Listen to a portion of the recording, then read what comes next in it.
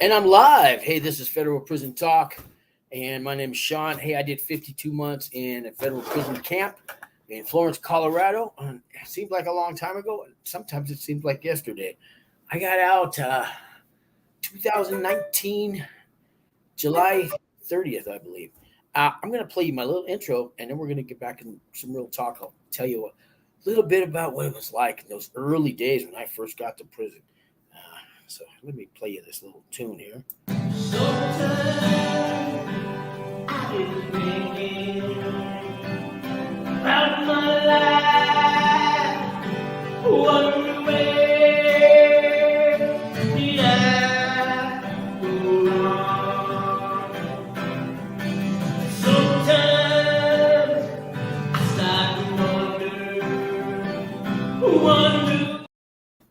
All right, I'm back. And I wrote that song in prison. And, I even have a clip of me playing that song in prison. But if I pull it up, I'll do that another time because I was in RDAP and they had a big stage area. And I used to get to, we did, if you're going to federal prison, for one, I have a lot of information for you. If you're not going to prison at all and you're just watching the show, I'm going to tell you what it's like when you go to prison, when you go to federal prison. So I've never been to a state prison, and I've only been to prison once, but I've been to jail a lot. My younger days, I get caught with a quarter gram of cocaine, guys, and I'd end up doing 3 months, 6 months. I was in California. They were pretty harsh. Now, they would laugh at it. They would take that quarter gram, throw it in the street, rub it with their feet, and or just throw it up in the air. They wouldn't even charge me. But back in my day, man, we did time for the littlest thing. Now all the laws have changed, but in some states, though, they're still pretty. I think Texas is I wouldn't want to. Don't do anything illegal in Texas. They're not too tolerant. Anyways, so I'm just going live here, probably half an hour, guys. I don't know if you guys want to call in. I'm going to put the number on the screen. Call in, and we'll make the show go the way you want it to go. So you can ask me any questions you want, and we'll make that the subject. Let me find my number here.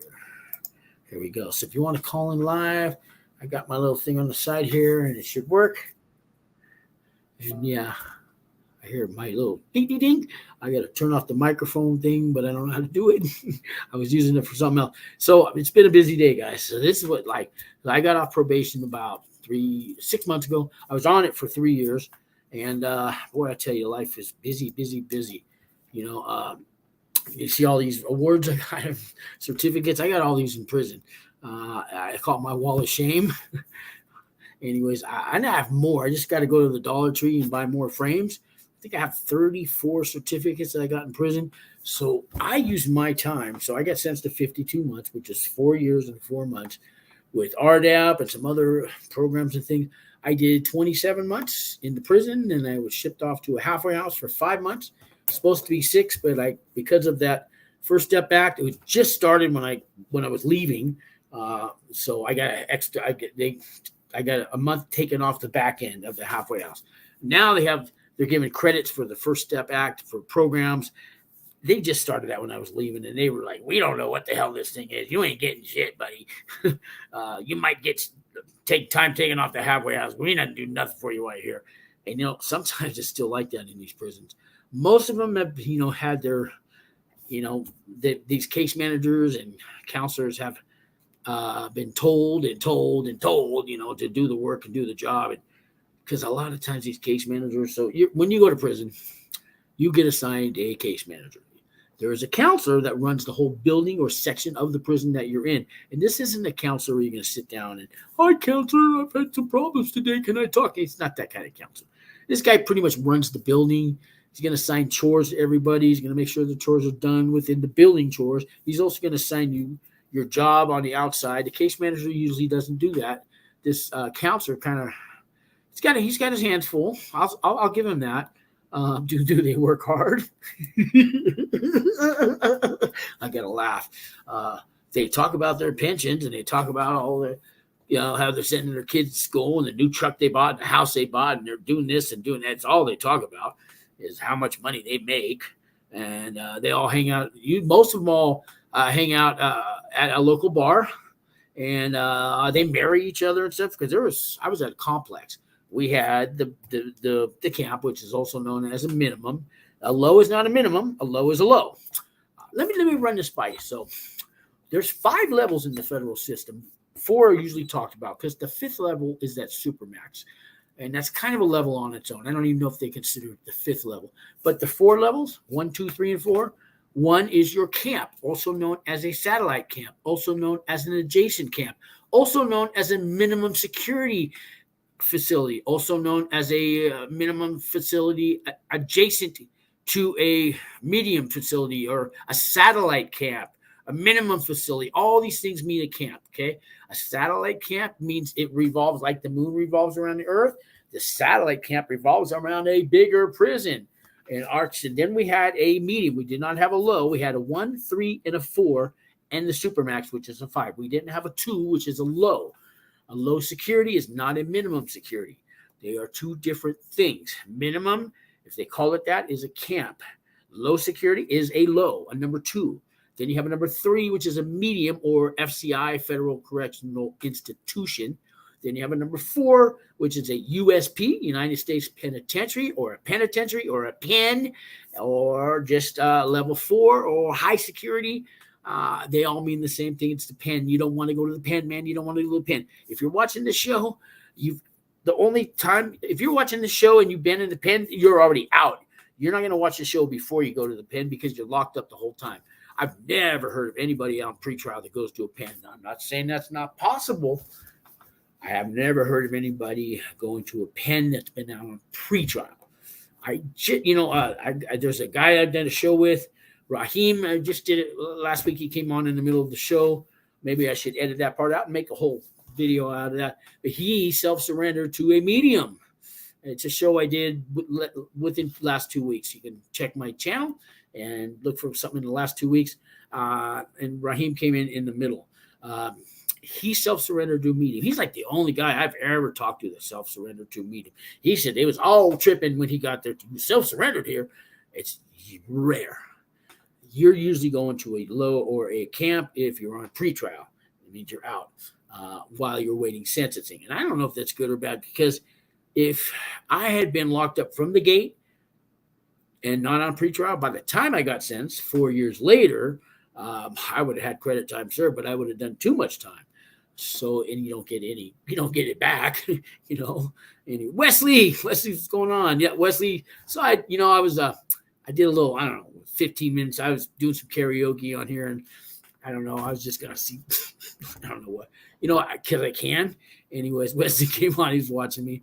So thanks, Wesley. Sometimes I just, have fun, man. What the hell? Freedom, man. Freedom, It's very important to me now. I don't want to go back. No, none of us do want to go back. Even the guy robbing the bank right now with the gun to the teller's head, he don't want to go back. Sometimes they just don't know how to change. They don't want to change, or that's all they know. And they're angry at society. They're still angry. If you're angry, man, you got to get over that shit. You got to get over your anger, man. And if you think you went to jail or prison and they set you up and it's wrong and it was a Tuesday, and if it would have been Wednesday, they wouldn't have caught me and all this stuff.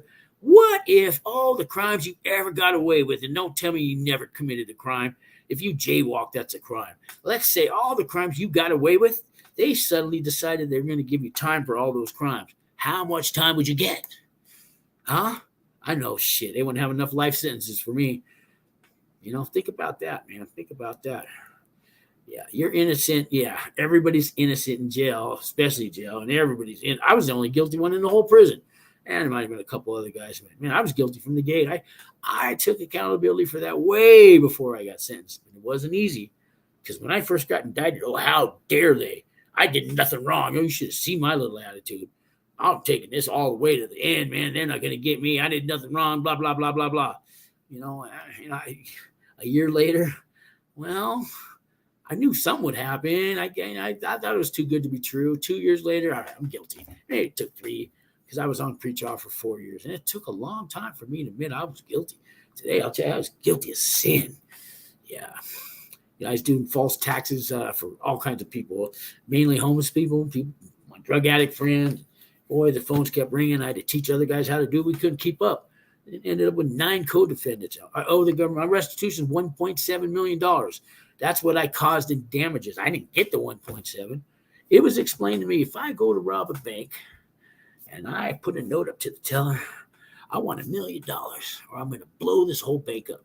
And they push the button and everybody rushes in. They got me on the ground. They arrest me, and I go through the whole process and I get sentenced. Guess what my restitution is? It's $1 million. I never got it. I gave her a note for $1 million. But I didn't get the $1 million. That don't matter. That's what your restitution is. It's kind of what happened to me. I didn't get the money.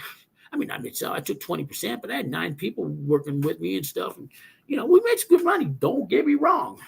And then they froze all the bank accounts. My stupid ass thought it was legal. I had a permit. I had a taxpayer number. I did all the right steps. I took a course online, all this stuff. Man, it didn't matter, man. I was channeling their money through a bank.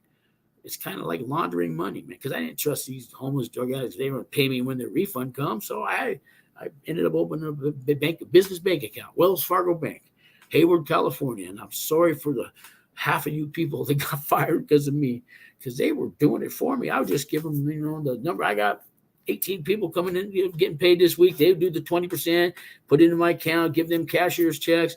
And they were doing this for a whole year. I didn't know. I thought it was legal. They thought it was legal. It's not legal, man. Ignorance don't matter, man. Bank manager, he would know. He got fired too.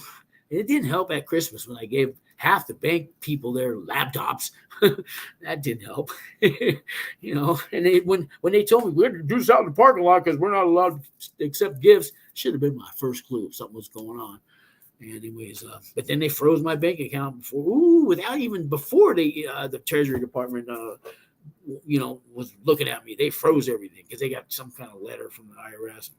Anyways, I'm guilty. I did it. I'm really sorry, guys, at Wells Fargo. You got fired because of me. I'm really sorry. I wish I could go back in time and change that. That's not right.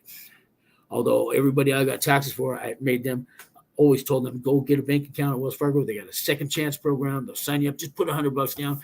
And, the guys I was working with, they get, promoted to assistant manager, all this stuff.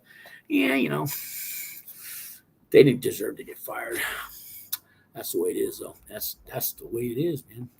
What can I tell you? But I'm guilty, guys. Don't ever want to do it again. I don't want to go back, And, it's prison for you.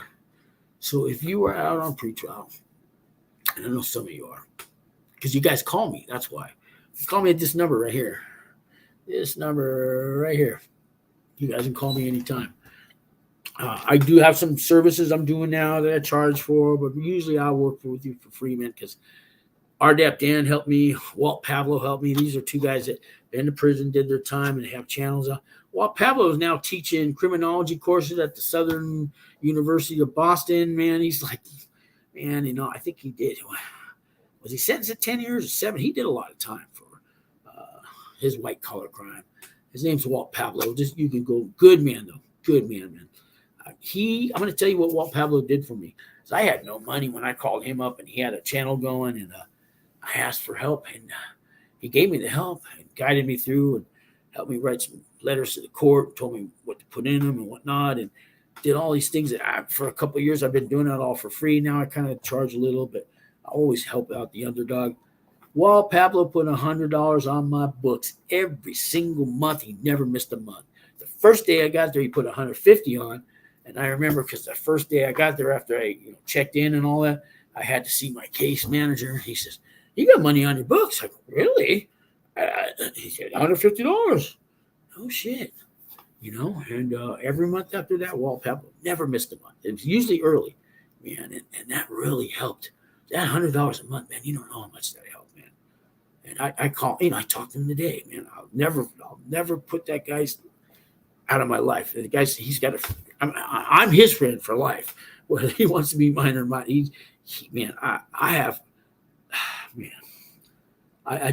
my heart goes out to that guy. RDAP Dan, he put money on my books too. He had a show. He still has a show. He would pass the hat. He'd kind of do like I'm doing. And he said, if you guys want to put some money on Sean's books, he has no money. He'd do a little special fund for me, like a kind of fundraiser. I'd get $50, $80, whatever it was, man. People would put $5 or $10 on there, and And I got people now that are in prison that have no money on their books, and I probably do a show for them because their names aren't popping up in my head just yet. I wasn't prepared to put a fun thing out, a fundraiser for them, but I got to do that. Let me take my pen. Let me write that down. Fundraiser, inmates, commissary show. That'll tell me. I just got off the phone with the guy. He's got 18 months. He got sentenced to 18 months. Not sure where he's going to go yet, but he's going to do a show. We're going to do it. Let me see here. We're going to do it Friday at 4 p.m. Mountain Time, 6 p.m. New York time. I guess that's 3 p.m. California time. So he's been willing. He said he'd come on. I just did a classification evaluation with him. So what that means is there's two sets of points out there, guys. There's your sentencing points, how much time you're going to get. Everybody is worried about that one. There's another set of points that tells you where you're going to go. You can go to camp, a low, a medium. I just got done telling you what those all are, and they have a point system for that. It's a classification level. And it's like 10 questions that I got off the BOP. A couple of them are really long. They cover all the criminal charges and subcategories and all this. And severe, moderately severe, low to moderate, high severity, all that stuff, greatest severity. We cover all that. It takes maybe 10 minutes or so, 15 minutes. And he came up with 5 points. He has 5 points. You need 1 to 11 or 0 points to 11 to go to a camp. You need 12 to 16 to go to a low, 17 to 21 for a medium. And anything past that, you're going to penitentiary, man. You're dead, man. You don't want to go to penitentiary, man. I don't want to go. You might want to go. I don't want to go. I don't even know if I could survive a penitentiary. Medium, it's iffy. I could have made it through a lower camp, I'm sure. I don't even know about a medium, man. I'd have to put on a real tough guy act, every day, every minute, I know the guys in the medium and penitentiaries, one I've talked to, the thing they hate most about us campers are like, the low guys, is we could sleep during the day. And you guys can't sleep? Oh, we could sleep during the day. We're allowed to, but we don't do it because somebody could come in and while you're sleeping. We don't worry about that at the camp. The guards, correctional officers, they love working at the camp because they know they're going home at the end of the day. They know their family's not going to get threatened. Nobody's going to come up to them and say, hey, man, you're going to bring in, 10 cartons of cigarettes Tuesday, and you're going to meet the guy at 7-Eleven parking lot here, there, or we're going to go to 1, 2, 3, 4 Main Street where your wife works, and we'll be waiting for her out in the parking lot. And I don't think she's going to make it home that night. So you're going to bring in those 10 cartons of cigarettes, right? That doesn't happen in a camp because we don't have a fence. It's just an out of bounds sign. So if we want 10 cartons of cigarettes, we go to the side of the road at 3 a.m. and we bring it in. Yeah, we don't even want the guard to know or be around. We don't need them for nothing. And we're not going to. Most people in camp are going home in less than 5 years. Although you can get, it's 10 years or less to go to a camp. So you could. I did talk to a guy who got 12 years, but he was in detention for 3. That so 3 minus 12 is 9. So he was going to a camp. I don't know if he left yet. I got to look him up and call him, see if he left yet. So there are guys that get a long time in the camp. Most are going home in less than 5 years. And they, last thing you want to do is threaten a guard, when we could just walk to the side of the road and pick it up. There's that little truck that drives around. Right. But yeah, anything you want in the camp, it's there. And I'm not giving any information. This is not telling. This is just the way it is, man. Anybody can find this information out. Now, I'd be telling if I gave you the names and all that kind of stuff. But never going to do that, guys. Never going to do that. So, let's see. You know what I was going to tell you guys about? When I went to this camp, I did a video on my first day there. But like my second day there, I started looking around and I noticed these little cliques of people, little groups. Now, in a camp, I could sit at the black table or the Mexican table, and there's no politics, really. I mean, there's politics, okay? Don't get me wrong. There's politics. Pisces run the camp where I was at, and they have meetings, and they have their little thing going on. but really nothing, no politics like in the big leagues. I call them the big leagues. I was minor league. Uh, yeah, and it's not all white collar guys in the camp either. It's mainly mules, like a truck driver who've been asked, "Hey, put this extra box on the back of your truck. We'll give you $5,000. Can you do it once a week? That's 20 grand a month." Sure, he does it, and he gets through every time, except for that 28th time when he gets caught. And usually, what happens is he'll say, "Man, it's almost like they knew I was coming." Oh, they knew you're coming because the next check-in point down there in Laredo's or somewhere else, they had to get something else through there, and you were used, buddy. But they gave 10 grand to my family and said, "Yeah, they'll treat you good, man. They'll treat you good. You keep your mouth shut. They'll keep but you're what the indispensable. What's the word?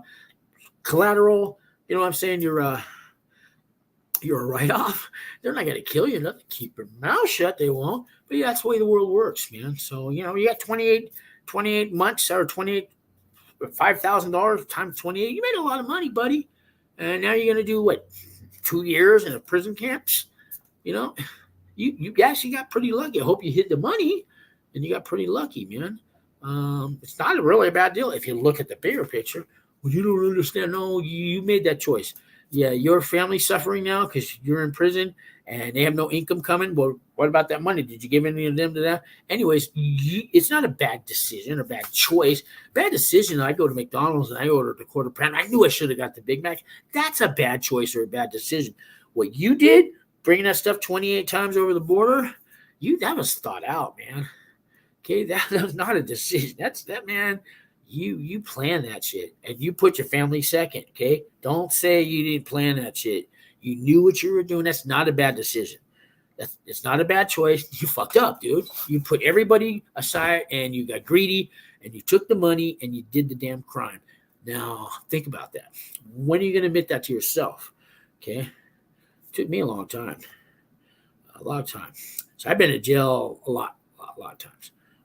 In prison once.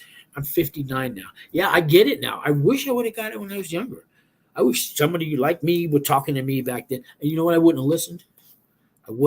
Man. Today, yeah, as you get older, you get wiser.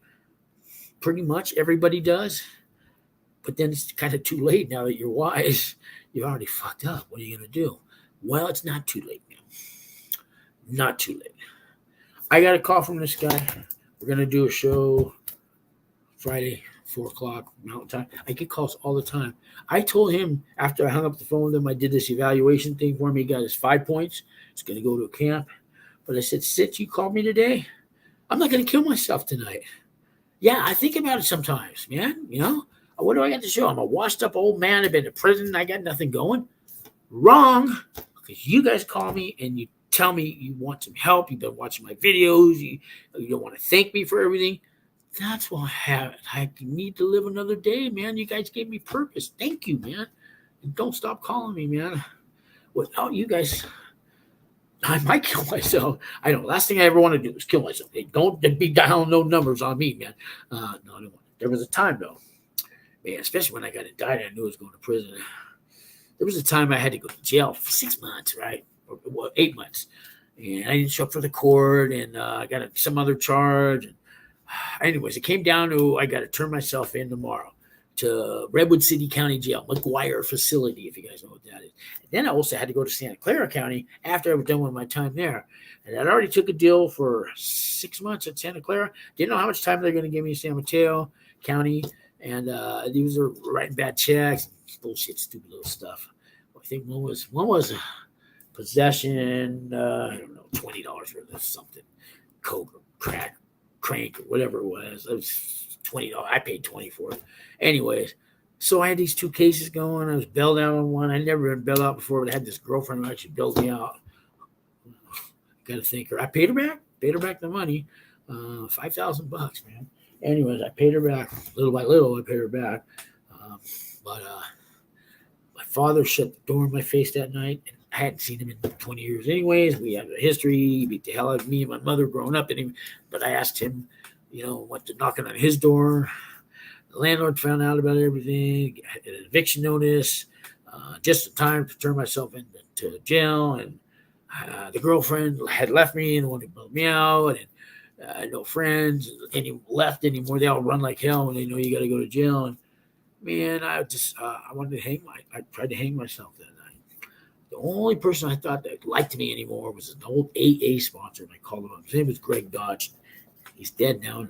I was there when he died. And anyways, I called him up and said, man, you're the only one that ever seemed to give a fuck about me. And I just want to let you know, thank you, because I'm going to go hang myself after I hang up the phone with you. So I hung up the phone with him. This was, God, 15 years ago, 20 years ago. I don't know. So I tied a little noose up on this fence and I stacked up these 2 milk crates. It was a fence thing that went overhead. It was a real windy, stormy night. And I'm on these crates and I'm waiting for the wind to just knock over the crates. And I'm yelling and screaming at God like Forrest Gump did in that movie, with Dan, Lieutenant Dan and all that. Lieutenant Dan, remember he's screaming on the top of his lungs at God, fuck you, God, all this storm's coming. I did the same kind of thing. And next thing you know, it was windy and I don't know. I kind of went unconscious, but I saw lights coming at me, all kinds of beams of lights. And I thought that was, the other side. And it was a whole bunch of police with flashlights. Greg Dodge, who lived 500 miles away, called the suicide line or hotline or police, and they tracked me on my cell phone. 20 years ago, they had the GPS on that cell phone. And they all came in and they grabbed me and they cut the rope and they said, we're not here to arrest you this time. We're here to save your life. Yeah. So they took me to the 3rd floor of the local hospital, Chope Hospital, San Mateo General Hospital, the 3rd floor. The doors are locked. And man, so I'm there for like 2 weeks observation. And, I'm telling them I got to turn myself in jail. I was supposed to go today, and now you guys got me here. Now I'm in real trouble, and, can't escape that place. So 2 weeks came up, and they evaluated me, and I guess I wasn't crazy. And I really didn't want to kill myself. I don't know if I did or not. I was going to let God do it. He was going to take the wind and knock the crates over, and I was going to die, and everybody would be happy because now I'm gone. How do you like me now? Like, really? See, it's like it was, I'll show you, I'll hurt myself. Guys, if you're feeling like that on pretrial, man, life's worth it. You're going to get through this. If you're watching me right now and you're on pretrial, I'm going to tell you this. That means you're not doing too long of a sentence. You're not going to go to a real hardcore prison, and you're going to get out of it, and you're going to have a life. And this is just the beginning of chapter 2, man. This is where you get to turn it all around, man. And I know you might not believe that right now, man. And I didn't believe it then. But you got to hear it. You got to listen, man. A little bit of hope. You can turn it all around, man. You can turn it around. I came out a way better person in prison. I would do it again. It saved my life, man. I would gladly go to prison again, man. Oh, man, it saved my life. It was the best place they could have ever put me, man. Now, if they kept me on that 3rd floor, that probably was not the best place. Okay? Another drug program, shit. You know how many rehabs I've been in? You don't want to know. Those are okay, but prison worked. It worked, man. I turned it all around. I took every class, every program, everything you could think of. And I found the right people to hang around with. I went to the law library. I went to all the good guys, and you'll know who they are. I made friends with those guys, and I did a lot in prison. I mean, we were just talking. So, I lived in San Francisco, and when I got released, I went back to San Francisco on my probation. But while I was there, I met a lot of guys, different races and everything, because you can do this in a camp. You can have a black friend, a Mexican friend. It doesn't matter. A couple of guys might say, why do you hang out with all the black guys? But that's all they're going to say. All right. So you find your friends of all races. I mean, Salty was a real good friend of mine, man. I think he went back to Jordan now, but I got to call him, see if he left yet. He's a Muslim. I checked out some of their services. I think I went to every service they offered. I mean, there was Jewish, there was Muslim, there was Catholic, there was Lutheran, there was Wiccan, there was maybe 14 or 15 different types. Mormons, I went to a lot of the Mormon services, man. And I even thought about becoming one because I liked the people there. And I was raised Catholic. And, the Muslim services, like the Jewish service. I read the Torah, I read the Quran, I read the Bible. I'm going to tell you, the Quran is my favorite book now. Forget that Bible, the Quran. Oh man, it's all about the Quran. Love that book, man. Love that book. And it gives props to all the other religions. Man, check out the Quran. And whatever the media has been telling you about Muslim people, those guys are more American they're more American than any white American I've ever met. Those Muslim people, they're Americans, man. That's why they come here, man. They're apple pie, Chevrolet, baseball. Give those guys a chance, man. Don't let this 911 thing and all that racist. I'm telling you, man, the Muslim people I met, best people in the world, man. Best people in the world. Anyways, having said all that, boy, I'm rambling on, ain't I? Take a break. Breathe, brother. And so I don't want to commit suicide today at all, man. My message, I guess, for today is if you're going to prison, you're lucky. You're lucky. You know why you're lucky? Because you're going to get a chance to breathe, not have all the bills and the drama and all those days when you're angry and miserable and yelling and screaming in traffic and all this. And God, you hate this about the country and you hate this, but that's all going to change, man. You're going to get to prison. You're going to a lower or a camp if you're watching me, or you've already been through prison. And if you haven't took that opportunity when you were in prison, it's still not too late, man. If you're watching these prison channels and stuff, because you're probably searching for something that you didn't bother to find while you were in prison because you were too busy, looking tough. Whatever you did in prison, man, if you're still angry, man, going back, you can go back and try it again, but you don't want to do that. I'm going to tell you what I did. So I got there. I noticed all these little cliques.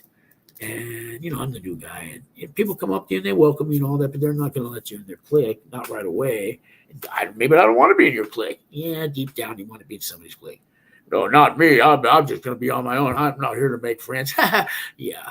Wherever you live and you're going to be living in prison, you're going to make friends or you're going to make enemies. Would you rather make a friend than an enemy? So you might settle on, well, this guy's okay. I'll talk to him. And little by little, you start making a friendship. Whether you planned it or not, it's going to happen, okay? Get over that. Get over yourself, okay? You're not that special, okay? You're not that special. Chris Pedros, you know what I'm talking about? I remember this guy. We're good friends today. But I'm in line for chow. I don't know. It's his first or second day there anyways. I've probably been there a little while. And we're talking about something in line. He turns around. I'm not here to make friends. I ain't going to make friends with nobody, man. Fuck that, man. I'm going to make it through my own, right? I knew when he said that we were going to be best friends. And, I don't know the best friends, but we're up there in the category. Yeah, we're really good friends today. So I still laugh. I still remind him of that time in line. It's funny. Because it's funny. Yeah, you're going to make friends or you're going to make all enemies. So I suggest go for the friends. You're not going to be able to just ride it through the Lone Ranger. It doesn't happen. And good luck with that. If you go through and you make it through as the Lone Ranger, I want to hear from you after. I want to know. And was it worth it?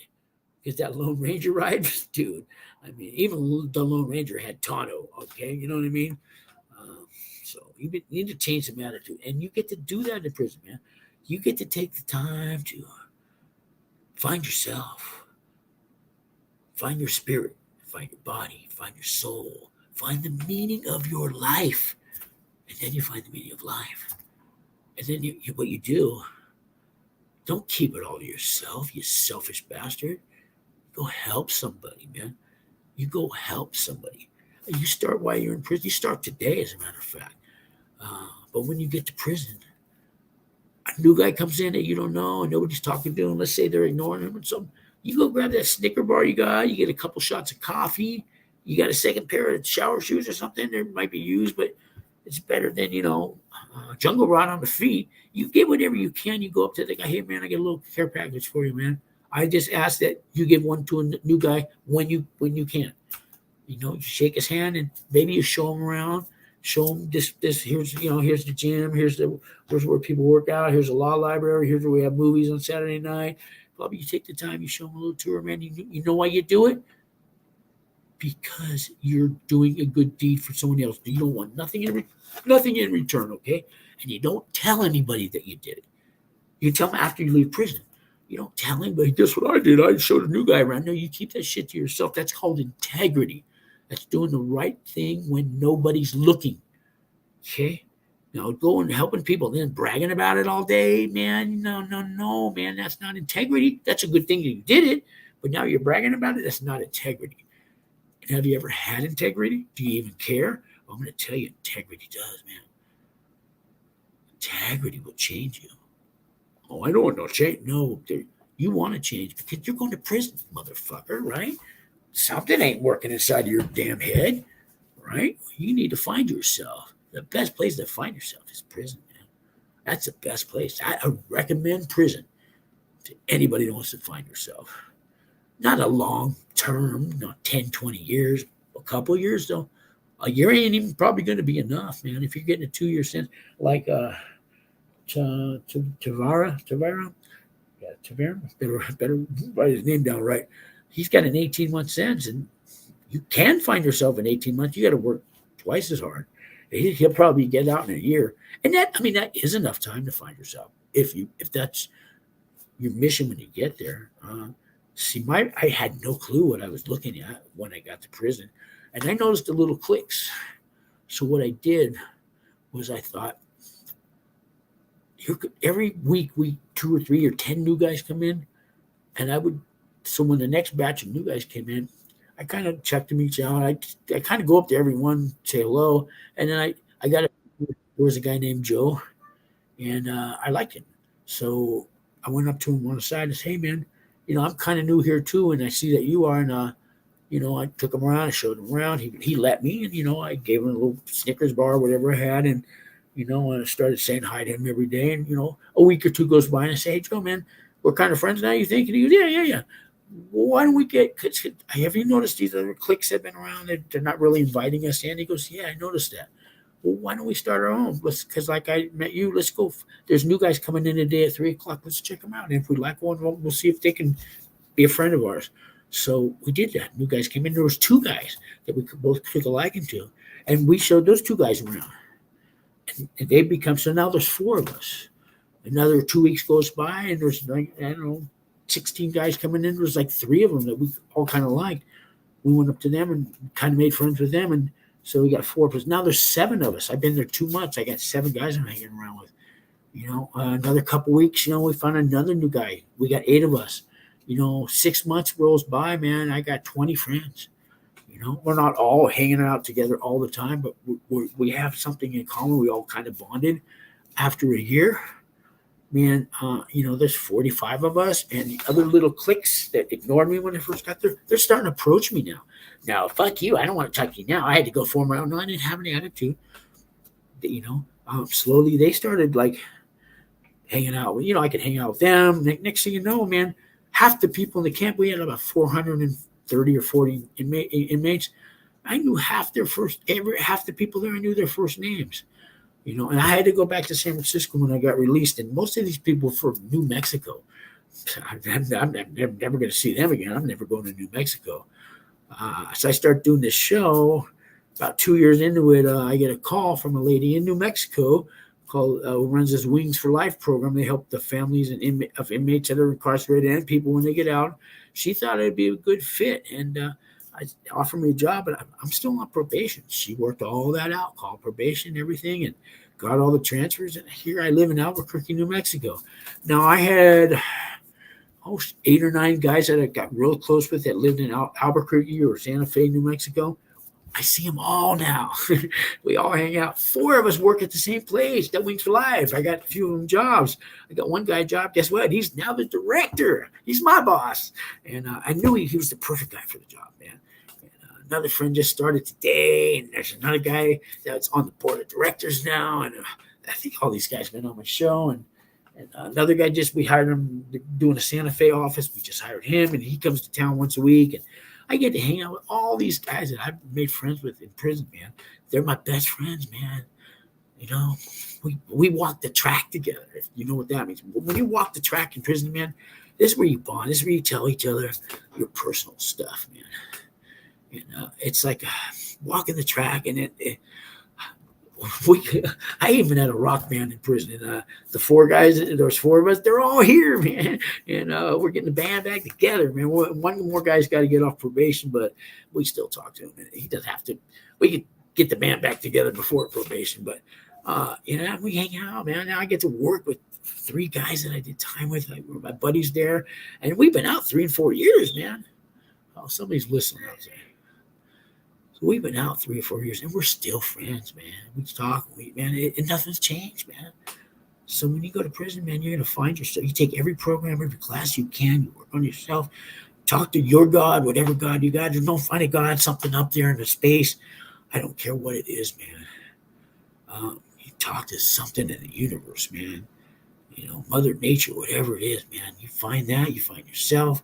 You seek answers. You read all the books like I did, and you go to all. I checked every religion service they had. I tried them all, and I don't want to go to any of them, but I tried them all because I think I'm better than all that. Yeah, well, not like a god, but I educated myself. I couldn't suck up enough knowledge.